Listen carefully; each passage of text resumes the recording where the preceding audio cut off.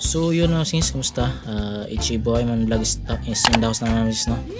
Mga panibang araw, panibang tutorial naman tayo. So yun mga sis, so may item tayo na nito ngayon. So yun, RCB Racing Boy. So yun, pagdating sa industry ng mga parts ng motor, isa si RCB, no, si Racing Boy sa mga top of the line. So yun mga sis, sa this video ituturo ko sa inyo kung paano magpalit ng brake shoe. Yan sa Mio Sulti. Yan yan. Bali sa online ko ito nabili yung sis. Yan ito. Ito yung itsura niya sis. Yan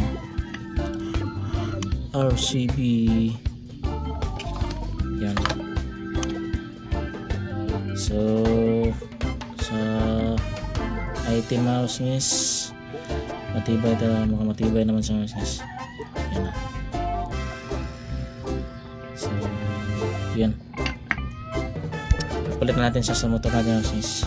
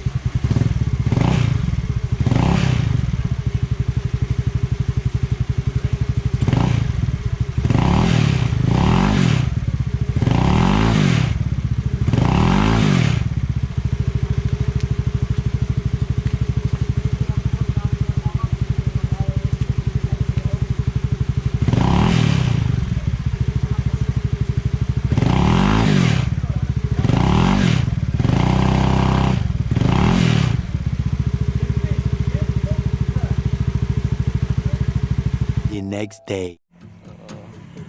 Gusto natin yung sa rear mga sis. Sa rear.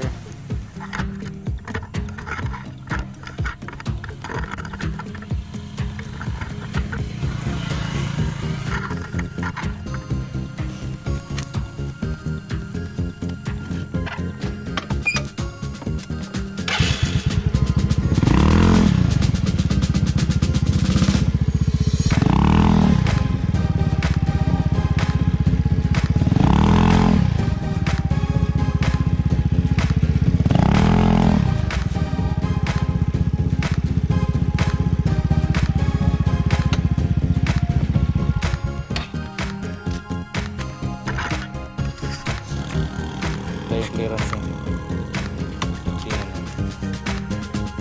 Hindi naman siya masyadong sagat.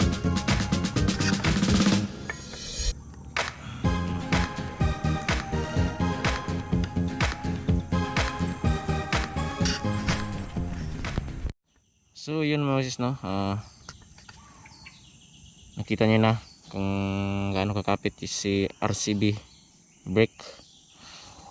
Yan, brake system nila. So yan mga guys. So bali iba talaga yung confident ng may motor ka na bago yung brake mo, kasi basta iba talaga yung, para sa akin iba yung confidence na binibigay. So at saka yun sa performance niya. So tingnan nyo guys, yung clearance handbrake kunting mo lang yan, brake na yan. Tingnan nyo.